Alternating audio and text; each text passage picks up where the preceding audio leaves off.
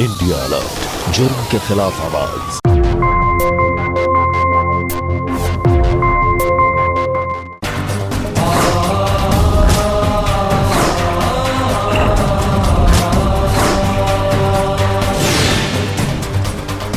आज से घर का नैन, घर के अंदर जाने से पहले स्नान।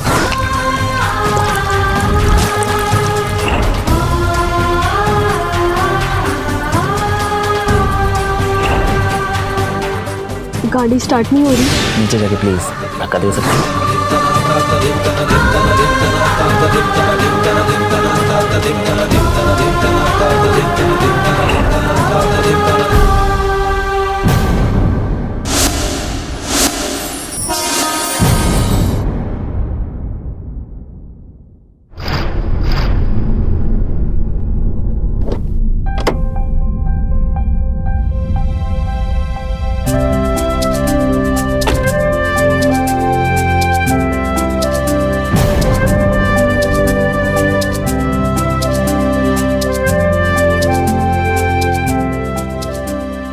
बहू, स्वागत है तुम्हारा। मेरा बेटा डॉक्टर ने बोला है घर पे। चलो, अब डॉक्टर के महंगे बिल से आजादी तो मिलेगी। अभी तो मैं सेकेंड ईयर में हूँ, अभी तक डॉक्टर बनी नहीं। डॉक्टर बनी नहीं तो बन जाओगी। शहर में मरीजों की कमी नहीं है और डॉक्टरों को आमदनी की। बिल्कुल सही कहा बेटा। अच्छा मम्मी पापा, आप लोग विदाई के बाद हमारे साथ क्यों नहीं आए? कैसे आता बेटा? तुम्हारे ससुर ने जो गाड़ी दी है ना, बड़ी सोच समझ के दी है। सास ससुर को बैठने के लिए जगह ही नहीं उसमें। पापा मैंने मांगी तो महंगी कार थी, शादी के बाद अचानक उन्होंने ये खिलौना थमा दिया तो मैं क्या कर सकता हूँ? छोड़ो, ये बात ही तो चलती रहेगी। चलो गृह प्रवेश की रस्म पूरी करें।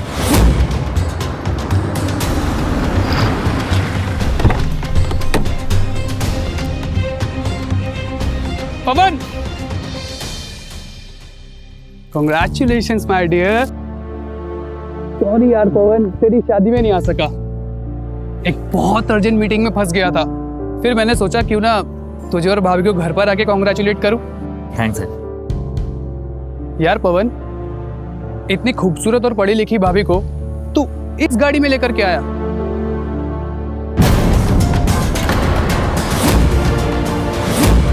यार भाभी को अगर लाना था तो ठाट से लेकर के आता, मेरी गाड़ी मांग ली होती।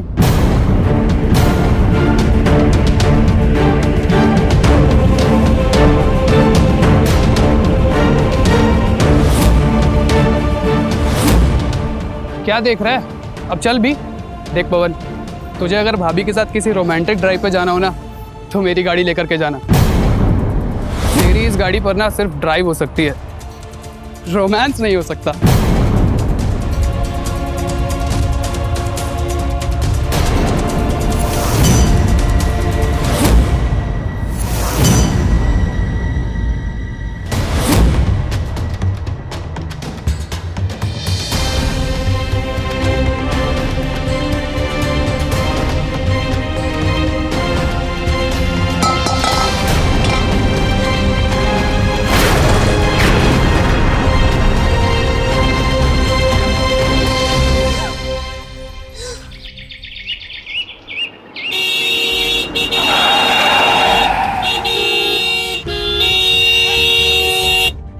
अरे भैया थोड़ा गाड़ी पीछे लेना। जबरदस्ती चल रही है क्या यहाँ पे? पहले मैं आया ना, उसे बोल वो गाड़ी पीछे ले चल। भैया बहस मत कीजिए, आप थोड़ा पीछे चले जाइए, उनको जाने दीजिए।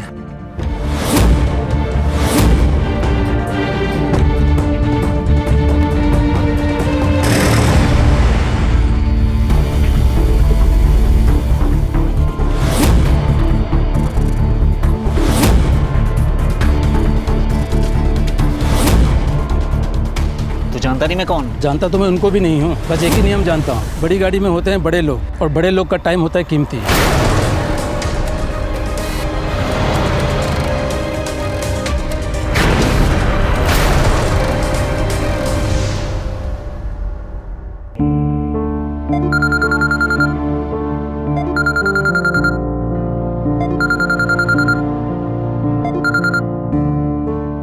हेलो।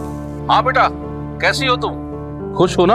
जी पापा, आप सब कैसे हो? हम तुम्हें बहुत याद करते हैं बेटा, और तुम्हारे भैया भाभी भी बहुत मिस करते हैं। लो, अपने भैया भाभी से बात करो। तपस्या, नई नई शादी के चक्कर में पढ़ाई मत भूल जाना।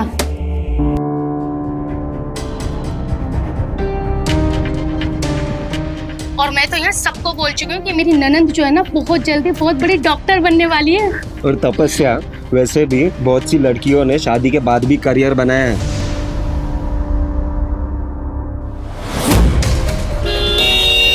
तो भैया थोड़ा गाड़ी पीछे लेना। बड़ी गाड़ी में होते हैं बड़े लोग, और बड़े लोग का टाइम होता है कीमती।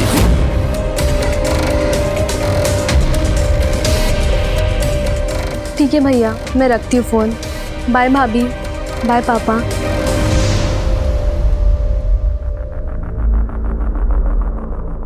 मेरा बस चले ना तो तुम्हें इस कमरे से बाहर जाने ही ना दो। जी करता है तुम्हारे इस बालों के अंधेरे में बस खोया रहो। जी, तुम्हें पता है शादी में मेरे जितने भी दोस्त आए थे ना, बस एक ही बात कह रहे थे कि मैं कितना लकी हूँ कि मुझे तुम्हारी जैसी बीवी मिली। हाँ, अच्छा यहाँ बैठ। ये हमारी सहेलियों ने मेरे बारे में क्या कहा? सब लोग ने आपकी बहुत तारीफ की। अच्छा, तारीफ की? झूठ बोलना तो कोई तुम लोगों से सीखी नहीं। क्या मतलब?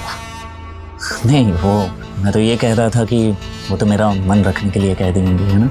अरे नहीं नहीं, सच में। कितना अच्छा मेहंदी है। हाँ,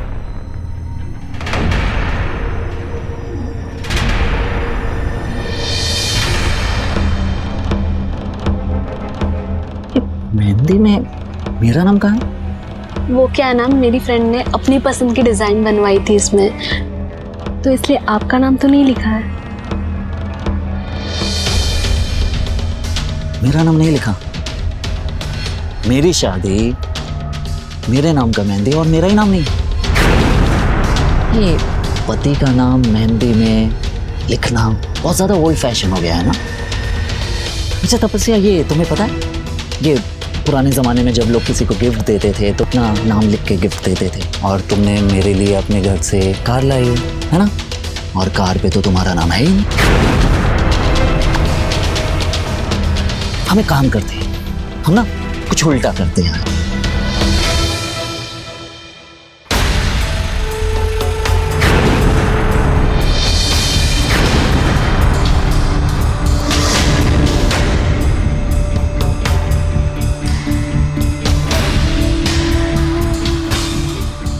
तुम्हारे पापा की देवी गाड़ी की हाँ? ये ना मेहंदी कुछ अधूरा सा लग रहा है, तो हम एक काम करेंगे, गाड़ी पे तुमने तो तुम्हारा नाम लिखा नहीं है, तो उल्टा आज ये करेंगे हम कि गाड़ी का नंबर ना तुम्हारे इस मेहंदी पे लिखेंगे। इट्स ओके, कुछ नहीं होगा। देखो आराम से, रिलैक्स रिलैक्स। अरे ये तो तुम्हारी फ्रेंड ने बनाया है, डिजाइनर फ्रेंड है, तो हम यहाँ नहीं लिखेंगे, हम गाड़ी का नंबर यहाँ लिखेंगे। पवन, जुड़ो, हम लिखेंगे भी क्यों? क्योंकि तुम्हें जिंदगी भर ये याद रहे कि तुमने मेरे लिए अपने घर से कार लाई थी। कार। नहीं पवन। चुप।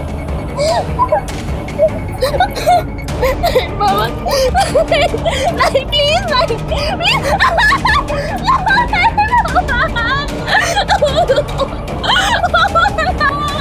देखो देखो देखो देखो देखो देखो देखो, हो गया हो गया। चुप। दर्द होता है?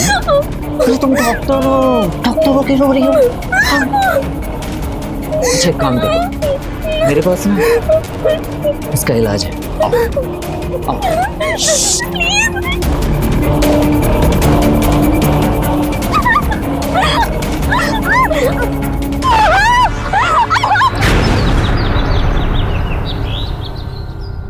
अरे रमान जी, इस वक्त कोई खास वजह? खास बात तो खास लोगों के साथ ही की जाती है ना। क्यों, मैं खास नहीं हूँ? ये कैसी बातें कर रहे हैं आप? सही तो कह रहा हूँ।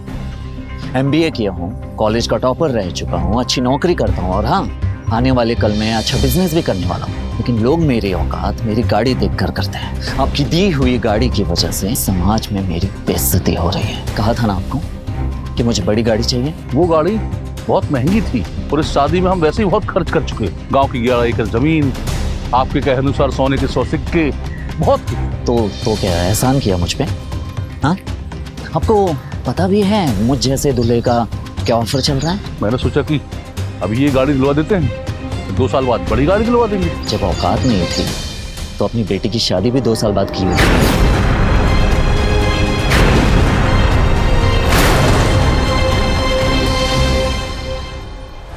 बहू नहीं आई।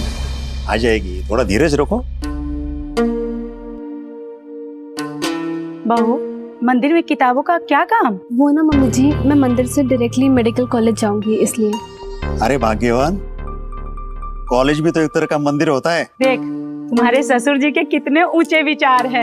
जी मम्मी जी। रेणुका तैयार हुई है नहीं?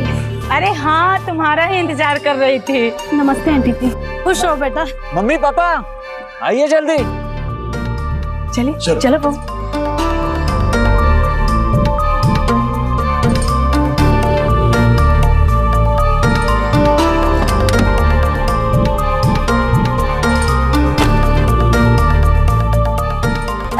साधना, थाली संभालना, जरा सड़की ना। अरे जगह कहाँ है आप ये? अरे रेणुका, मुझे बोल देते, मैं अपनी कार ले आती।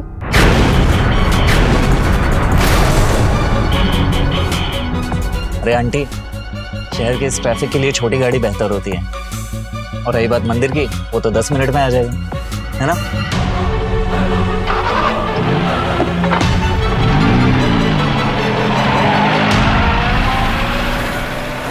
मंदिर में देखो कितना अच्छा माहौल था, है ना साधना? हाँ। अरे साधना, अपने बेटे को बोल दे कभी मंदिर आया करे। क्या बोलूं, पूरा दिन आवारा दोस्तों के साथ घूमता रहता है। हे पवन, नमस्ते भाभी जी। यार पवन, तू तो कहता था शादी में बड़ी गाड़ी लेने वाला है, क्या हुआ? टायर पंचर हो गया क्या?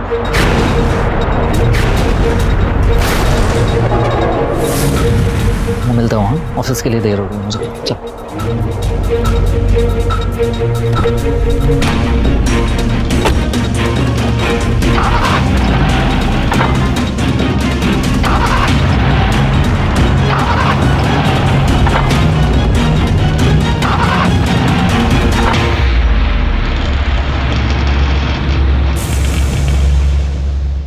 देखा भाई, सस्ती गाड़ी खरीदने का यही अंजाम होता है।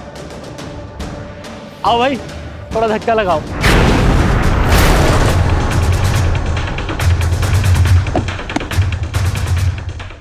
दम लगा के, दम लगा के। अरे यार, ये सचमुच चलती है या नहीं? दम लगा के, दम लगा के। अरे पत्थर की वजह से गाड़ी अटकी हुई थी। तो बेटा 2 साल में पूरे डॉक्टर नहीं बन जाओगे ना? जी आंटी जी। बहुत मुश्किल होता होगा, इतने पढ़ाई के साथ पूरा घर संसार संभालोगी तुम? जी आंटी जी, मैं पूरी कोशिश करूंगी कि दोनों जिम्मेदारियां अच्छी तरह से निभा पाऊं। रेणुका, तुम सच में बहुत खुशकिस्मत हो कि तुम्हें इतनी अच्छी बहू मिली है। मैं भी भगवान से प्रार्थना करूंगी कि मुझे ऐसी ही बहू मिले। ज्यादा जल्दबाजी ना करना मौसी। क्या है ना कि जल्दबाजी में कहीं ऐसी जगह रिश्ता ना जोड़ देना जहाँ पे समाज में आपका बेटा सिर्फ और सिर्फ एक मजाक बनकर रह जाए। शादी कभी भी औकात वाले खानदान में करना चाहिए, वरना लोग हंसेंगे।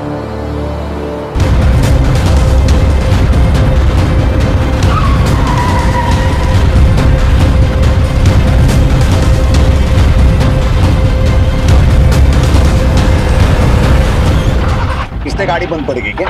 लगता है अब इसकी आदत डालनी होगी।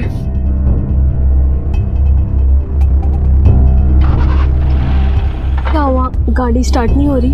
ये बात तो तुम्हारे पापा जी से पूछनी चाहिए ना कि इस कार की मुझसे क्या दुश्मनी। वैसे तपस्या, तुम्हें लेक्चर के लिए लेट हो रहा होगा, है ना? और यहाँ आसपास में कोई दिखाई भी नहीं दे रहा है। अगर मैं उतर जाऊंगा तो गाड़ी कौन चलेगा? पापा की कमर में दर्द है, सो ये तकलीफ तो तुम्हें ही उठानी पड़ेगी। हाँ, नीचे जाके प्लीज धक्का दे सकते हैं? ठीक।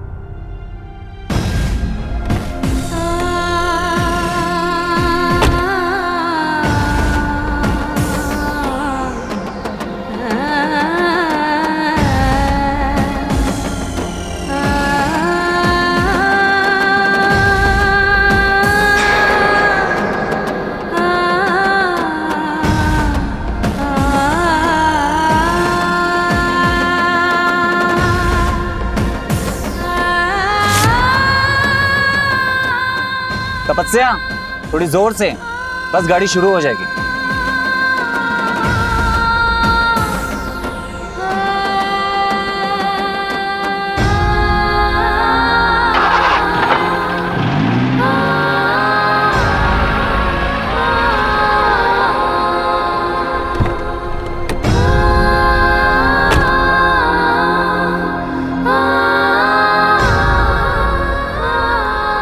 तपस्या लगी तो नहीं ना? देखो तुम्हारे पापा की गाड़ी शुरू हो गई। तुमने धक्का दिया और पापा की गाड़ी शुरू।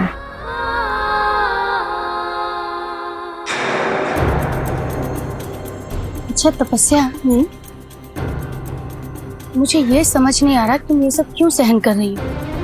अरे तुम इतनी पढ़ी लिखी हो तो क्यों बर्दाश्त कर रही हो? इस उम्मीद में कि आने वाला वक्त अच्छा होगा, ताकि एक छोटे बच्चे जैसी जिद हो, जो उसकी जिद पूरी ना होने पर थोड़ा गुस्सा हो जाए और फिर थोड़े वक्त में ठीक भी हो जाए। मैं आशा करती हूँ कि ऐसा ही हो। अच्छा पापा से बात करें? नहीं भाभी नहीं, प्लीज आप पापा को कुछ नहीं बताओगे। आपको तो पता है ना कि रोहन भैया और मुझ में पापा ने सबसे ज्यादा मुझे ही प्यार किया है। मेरी खुशी में उनकी खुशी है। अगर उनको ये सब पता चलेगा तो उनको बहुत तकलीफ होगी भाभी, प्लीज। अच्छा ठीक है, अगर तुम्हें कोई भी तकलीफ होगी ना तो मुझे तुम जरूर बताना। जी भाभी। फिर हम दोनों मिलकर ना उसकी अच्छे से खबर लेंगे।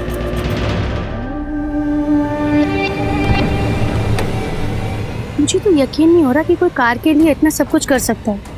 हाँ, आखिर क्या खराबी है इस कार में?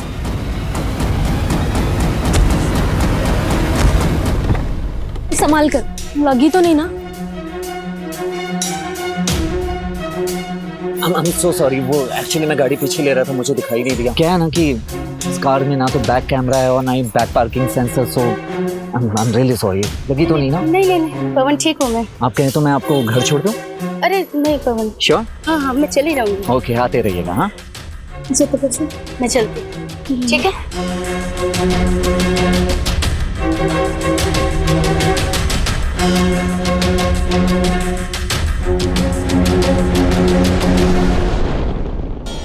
माफ कीजिएगा, वो इंटरनल असाइनमेंट शुरू होने वाला है ना, इसलिए जरूरी नहीं कि आज ससुर को खाना मिलेगा। ये कैसी डॉक्टर की पढ़ाई कर रही हो? तुम्हें इतना भी मालूम नहीं एक डायबिटीज पेशेंट के लिए वक्त पर खाना मिलना कितना जरूरी है? सॉरी पापा जी, मम्मी जी, अगर आपने कुछ सुना बहू क्या कह रही है? हाँ, सोचा था घर में बहू आएगी, चैन से भगवान का नाम लेंगे, लेकिन यहाँ तो उल्टी गंगा बह रही है। क्या हुआ माँ? कुछ नहीं बेटा, तुम्हारी बीवी कह रही है घर का सारा काम मैं करूंगी। नहीं, वो मैं बस ये कह रही थी कि आज मेरे कॉलेज में एक्स्ट्रा लेक्चर थे। देखो वो, हम बहुत मॉडर्न विचारधारा वाले लोग हैं। वो पढ़े या नौकरी करे, हमें इससे कोई एतराज नहीं, मगर दी हुई आजादी का गलत फायदा उठाओगी ना तो ये हमें बिल्कुल बर्दाश्त नहीं होगा। तपस्या, ये सब क्या हो रहा है? रहने दे बेटा, मैं तो कहती हूँ हम दोनों बुढ़ा बुढ़ी के वजह से अपने संसार में क्लेश मत कर। मैं तो कहती हूँ हमें कोई आश्रम में जाके छोड़ा। एक मिनट। तपस्या, आज तुम्हारे कॉलेज में एक्स्ट्रा लेक्चर था तो तुमने मेरे माँ बाप को भूखा ही रख दिया। कल को अगर तुम्हारी नौकरी लग जाएगी तब तो ये भूखे सो भी जाएंगे, है ना? देखिए मैं कोशिश कर रही हूँ। कोशिश कर रही हूँ? बाप बेटी दोनों एक जैसे। बाप ने समाज में मेरा मजाक बना के रखा है और बेटी ने घर में मेरे माँ बाप का। मेरे पापा ने क्या बिगाड़ा आपका? नहीं नहीं नहीं, तुम्हारे पापा ने कुछ बिगाड़ा ही नहीं। गलती तो हमारी थी जो उस कंगाल से हमने रिश्ता जोड़ा। पवन, ज़बान संभाल।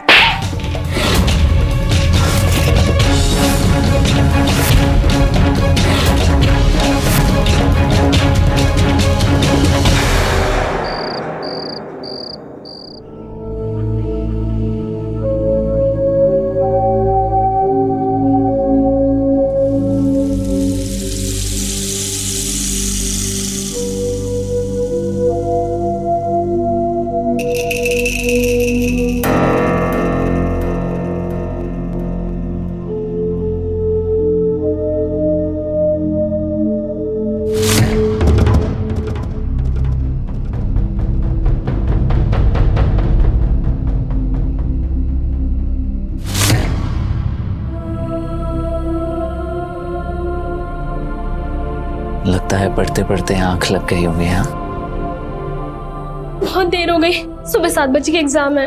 खाना भी बनाना है। रिलैक्स तपस्या, सुबह सुबह ना तुम और भी खूबसूरत दिखती हो, खास करके तुम्हारे ये लंबे बाल। पवन, बहुत देर हो रही है, एग्जाम की तैयारी करनी है, खाना भी बनाना है प्लीज। तपस्या, सॉरी, गलती से धक्का लग गया, वो एग्जाम का टेंशन है ना, इसलिए यार। इसलिए रहने दो। हाँ, तुम्हारे साथ जब से रिश्ता जोड़ा है मैंने अपनी लाइफ में सिर्फ और सिर्फ एडजस्टमेंट ही किया है। बहुत हुआ एडजस्टमेंट, अब नहीं करूंगा। पति हूं तुम्हारा और मेरा हक है। नहीं पवन प्लीज, मेरा पवन नहीं, पवन पवन नहीं, प्लीज पवन, प्लीज नहीं पवन नहीं। नमस्कार, मैं हूं सुधा चंद्र और आज आपके लिए एक ऐसी कहानी लेकर आई हूं जिससे देखना हर बेटी के लिए जरूरी है और उस बेटी के साथ साथ उसके माता पिता, सास ससुर और पति को। हमारे देश में बेटियों को पढ़ाने की ये मुहिम काफी समय से चल रही है। आज के इस केस में भी एक बेटी ना सिर्फ पढ़ना चाहती है बल्कि पढ़ लिख कर उस मुकाम तक पहुंचना चाहती है जहां से आगे सिर्फ ऊपर वाला ही है। वो एक डॉक्टर बनना चाहती है। अपनी मंजिल तक पहुंचने से पहले दहेज उत्पीड़न के ऐसे सांप ने उसे डसा कि उसकी मंजिल धुंधली होने लगी।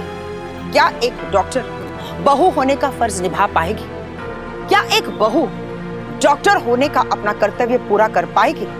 आइए देखते हैं इसी कश्मकश में फंसी एक मेडिकल स्टूडेंट का केस, जिसे देखने के बाद आप भी अलर्ट हो जाएंगे आपके आसपास हो रहे ऐसे क्राइम से। Happy birthday to you. Happy birthday to you. Happy birthday Bittu. Happy birthday to you. हर साल तुम्हारे साथ तुम्हारा जन्मदिन मनाते थे। इस बार हमने सोचा कि तुम्हारे साथ ही सेलिब्रेट करें।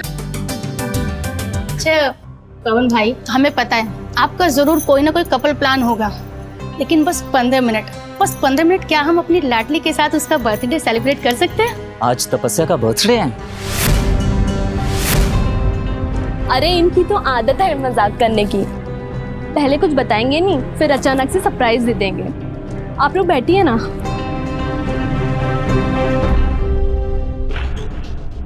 पवन प्लीज, मैं आपके सामने हाथ जोड़ती हूँ। पापा के सामने ऐसे रहिएगा जैसे कि हम बहुत खुश हैं। प्लीज पवन।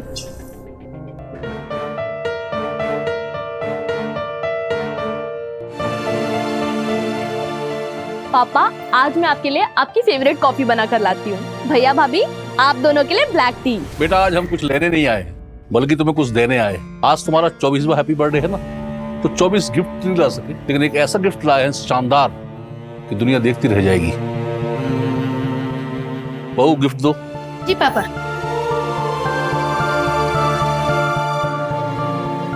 ये तुम्हारा favourite wrist watch. Thank you so much.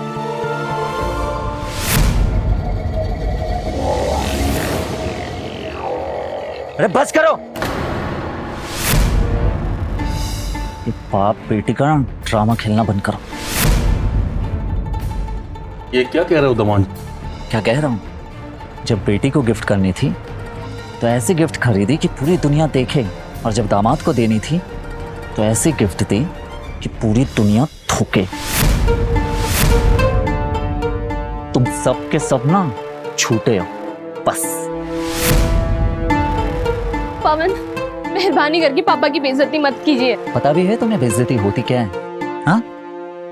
इतनी खूबसूरत और पढ़ी लिखी भाभी को तू इस गाड़ी में लेकर के आया? बस एक ही नियम जानता हूँ, बड़ी गाड़ी में होते हैं बड़े लोग और बड़े लोग का टाइम होता है कीमती। तो कहता था शादी में बड़ी गाड़ी लेने वाला है, क्या हुआ? टायर पंचर हो गया क्या? तुम सब के सब झूठे हो, सबसे बड़े झूठे तुम हो।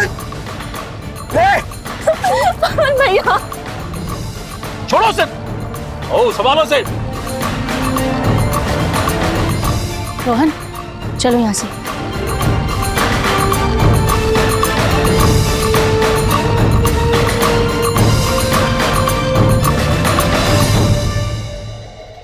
लगी तो नहीं ना?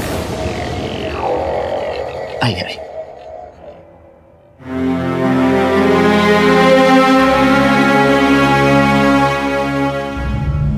दरअसल बात यह है, अंदर जो कुछ भी हुआ उसके लिए मैं आपसे माफ़ी मांगना चाहता हूँ। और ये जो आज के दिन आपकी बेटी को अंदर तकलीफ हुआ ना, उसका कारण जानते हो कौन है? कोई और नहीं बल्कि आप। उसका कारण ये कार है। आपको पता है, जो कोई भी इस कार को देखता है ना, वो मेरा मजाक बनाता है। तमन जी, इसमें मेरी बेटी का क्या दोष? नहीं, कोई दोष नहीं है, स्वाभिमान है, स्वाभिमान। और अगर मेरे स्वाभिमान को कोई चोट पहुंचाता है ना, मुझे गुस्सा आता है। और जो कुछ भी होता है उसके बाद आपने वो अंदर तो देख ही लिया होगा, है ना? दमान जी, जो कार आपने मांगी है वो बहुत महंगी है। बेटी की खुशियों की कोई कीमत होती है क्या? नहीं है ना? ये बात भला आपसे अच्छा कौन समझ सकता है? दमान जी, अगर वो कार आपको मिल जाए तो मेरी बेटी खुश।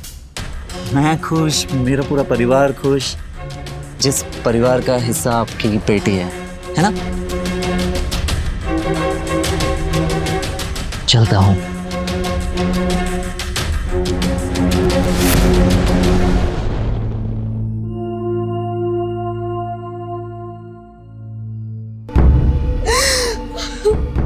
लो, कर लो बात।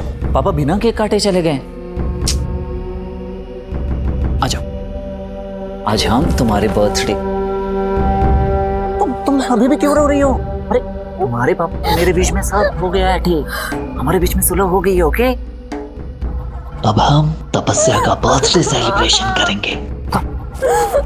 तपस्या का बर्थडे है, आज सेलिब्रेशन करेंगे। कैंडल्स तो है ही नहीं, तो क्या हो? हमारे पास कैंडल है, मैं अभी कैंडल लेकर आया। रो मत।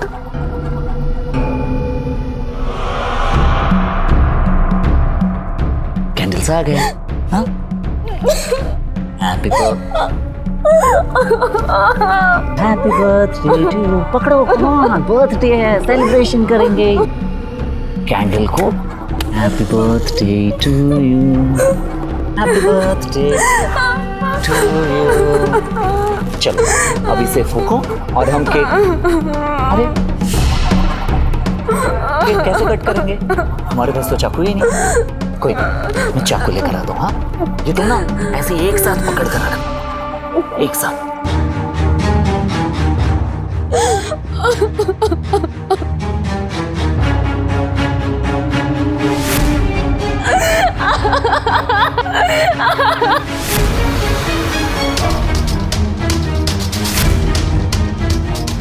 तपस्या, ध्यान से, एक भी कैंडल गिरनी नहीं चाहिए। हाँ, नहीं तो वो क्या है ना, अब शगुन माना जाता है।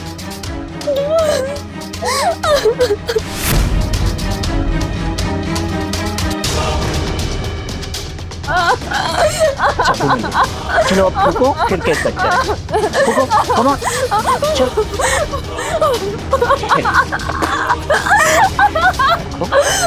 और अब हम केक कट करेंगे। मामा दर्द हो रहा है, मामा दर्द हो रहा है, मामा।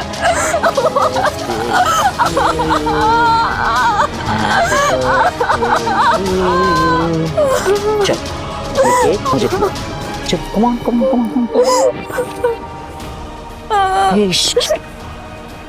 ये केक मैं कैसे खा सकता हूँ? क्या पता तुम्हारे भाई और पापा ने इस केक में जहर मिलाया हो। हाँ, एक काम करो, ये केक ना तुम खाओ। तुम्हें पता है, मेरे भी ना मम्मी पापा को ना केक बहुत पसंद है।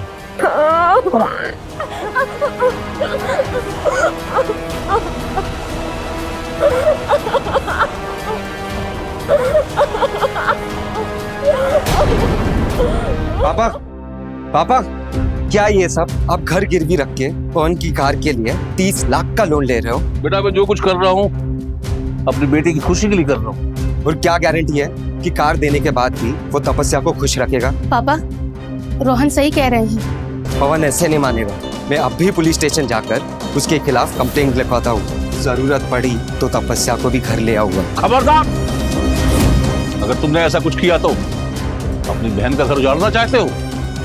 अगर तुम पुलिस के पास गए तो मुझसे बुरा कोई नहीं होगा।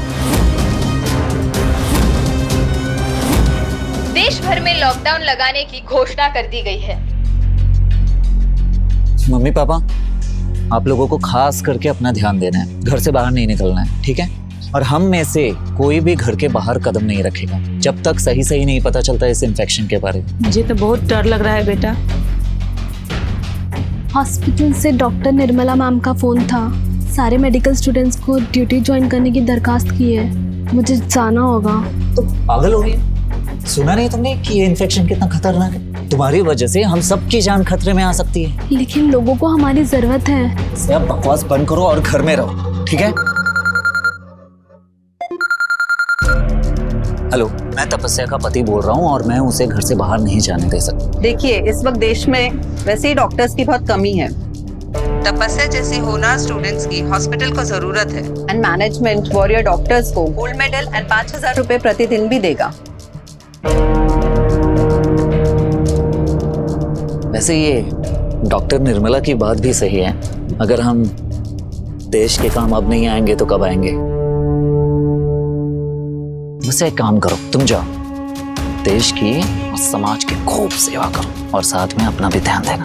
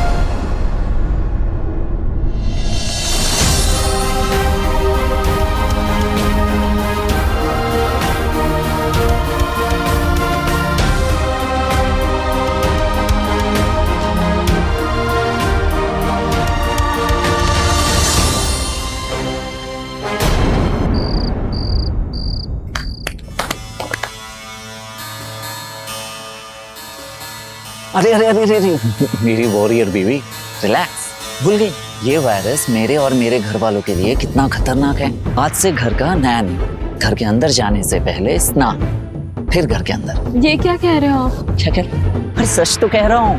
कैसे डॉक्टर हो तुम? सुना नहीं तुमने ये वायरस कितना जानलेवा है? चलो अब बैग रखो, सैनिटाइज करना। हाँ मम्मी, हाँ सैनिटाइज करो इसे।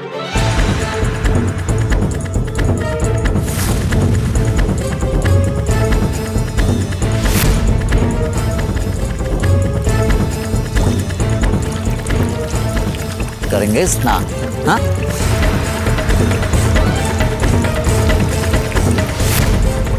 घूमो घूमो घूमो।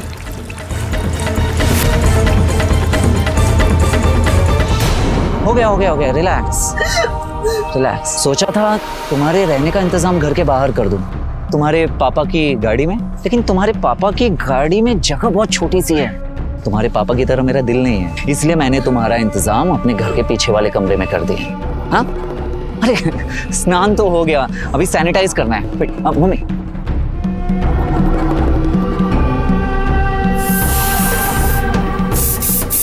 घूमो घूमो घूमो घूमो, कम ऑन, जल्दी जल्दी जल्दी जल्दी जल्दी।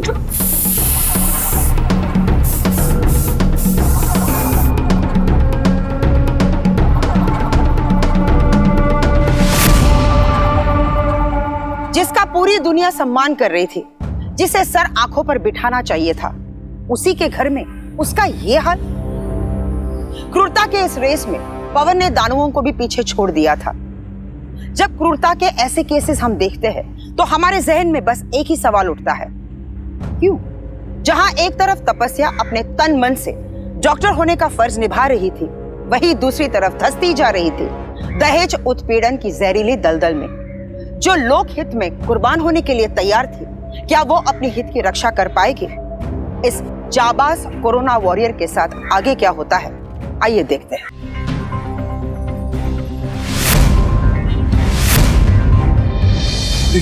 ये क्या?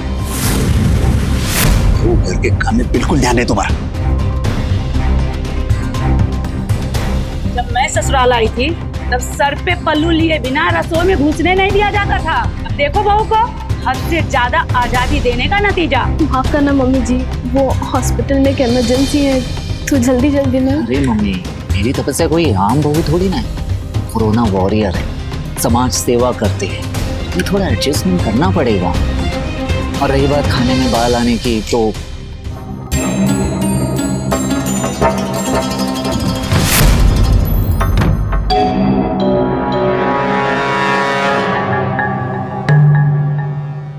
सॉरी पवन, अगली बार से ऐसा नहीं होगा।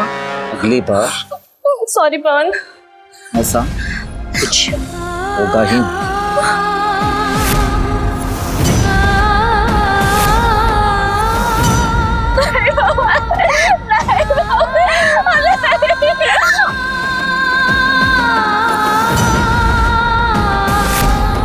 लो पापा, हो गई आपकी प्रॉब्लम सॉल्व। और खबरदार, आज के बाद किसी ने मेरी बीवी को ताना मारा।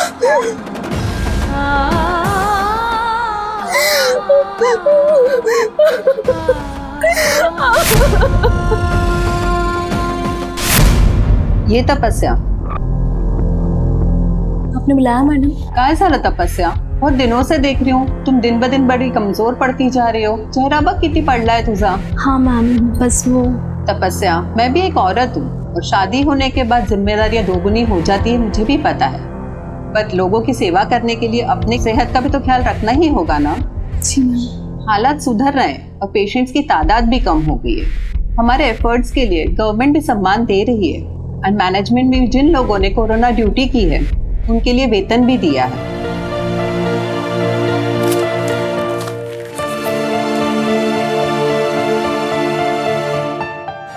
देश की, समाज की खूब सेवा करो और साथ में अपना भी ध्यान देना।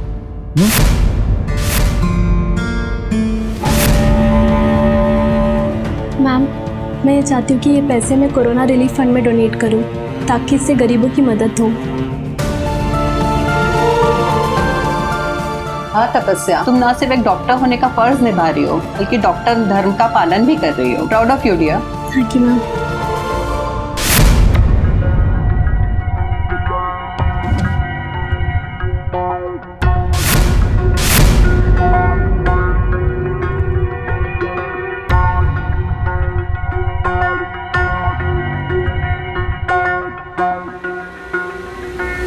क्या है ये? सारे पैसे दिए?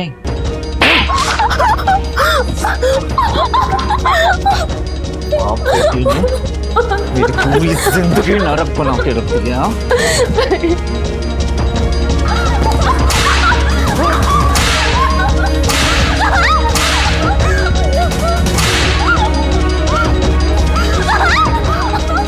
बाप है जो ढंग की गाड़ी नहीं दे सकता, जब कुछ हो तो कहता है बेटा पैसा। महान बेटी जो लाखों रुपए दान कर रहा। पता नहीं कौन सा पाप किया था जो ऐसा रिश्ता मेरे नसीब में आया। इससे शादी करके ना मुझे सिर्फ और सिर्फ जिल्लत ही मिली। आज के बाद तुझे इस घर में ना सिर्फ जिल्लत ही मिली।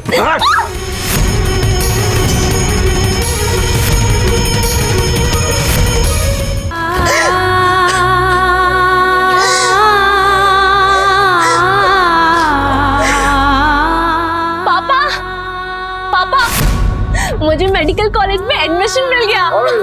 भैया, भाभी, मुझे मेडिकल कॉलेज में एडमिशन मिल गया। अरे वाह!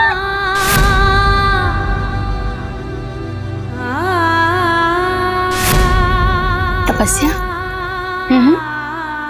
लाखों में एक लड़का है पवन, और पता है तुम्हें बहुत खुश रखेगा।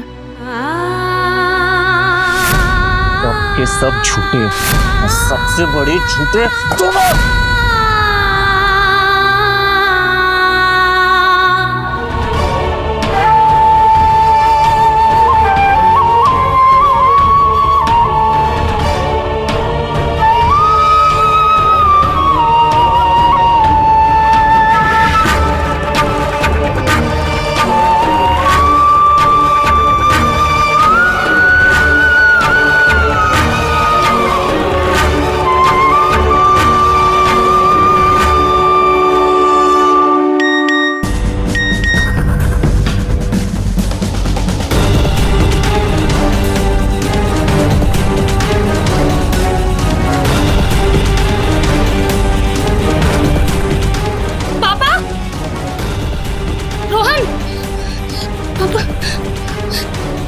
तपस्या।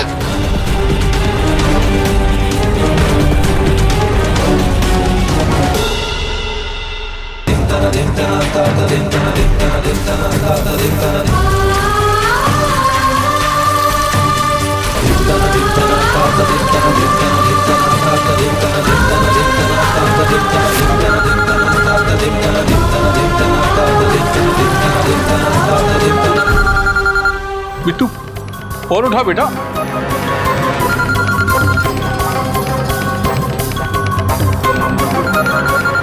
घंटी तो जा रही है, ये फोन क्यों नहीं उठा रही है तपस्या?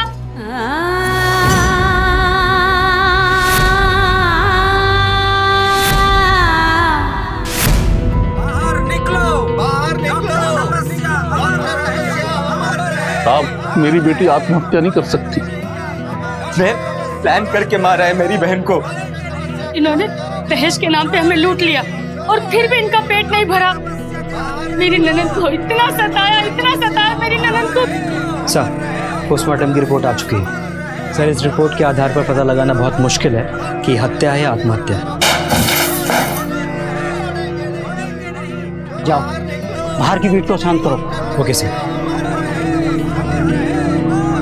साहब ये छूट जाएगा?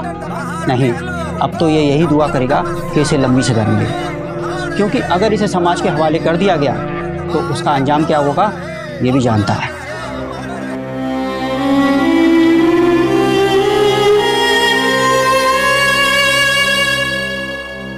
कोरोना एक ऐसा वायरस है जो इंसान के शरीर को पूरी तरह से खोखला कर देता है।